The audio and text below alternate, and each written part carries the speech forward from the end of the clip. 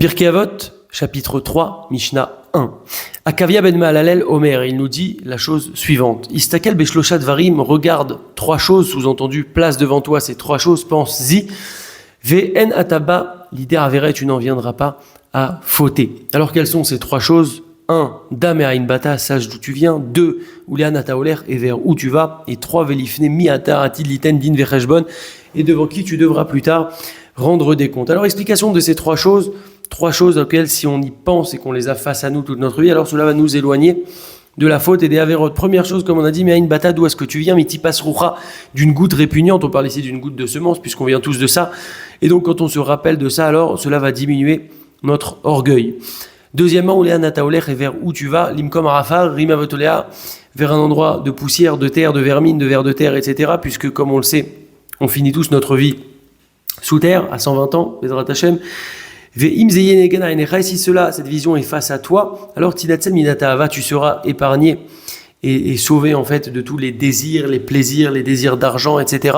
Puisque ça va te faire redescendre un petit peu les esprits. D'ailleurs, c'est une des choses pour lesquelles on a une preuve vivante de nos jours. On le sait très bien, mais on le voit même, puisqu'on a tous déjà assisté à un enterrement et on voit bien que la personne ne part pas ni avec son argent, ni avec ses maisons, etc. Elle part simplement.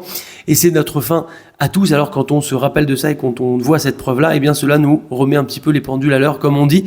En tout cas, ça nous écarte de la faute. Et troisième chose, velifnemi ataratil liten din vecheshbon, et devant qui tu devras plus tard rendre des comptes.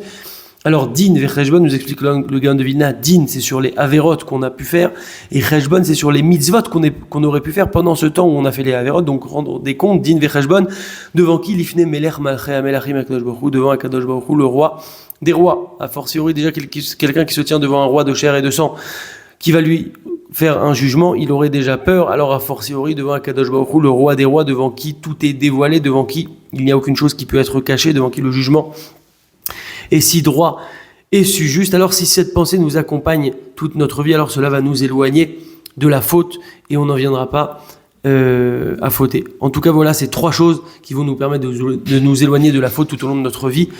D'où tu viens, vers où tu vas et devant qui tu devras plus tard rendre des comptes. Alors, j'ai parlé récemment à un ami qui m'a dit oui, c'est super ce que tu fais pour les Pirkei Avot, Razak, mais il m'a dit la vérité, c'est un petit peu angoissant quand même, mais il m'a dit bon, mais c'est quand même bien pour nous réveiller. Alors, il n'y a pas lieu de s'angoisser, il vaut mieux savoir les choses ici que là-bas, il vaut mieux savoir les choses maintenant que plus tard. C'est d'ailleurs le but d'avoir le mode d'emploi et la chance qu'Akadosh Baruch Hu nous a mis à notre disposition, la Torah, les Chachamim, beaucoup d'enseignements pour pouvoir nous bonifier tout au long de notre vie, pour pouvoir optimiser notre vie, pour pouvoir profiter de ce monde-ci, pour optimiser notre Olam Haba, et Ezrat Hashem. Toutes ces choses sont bien réelles et concrètes.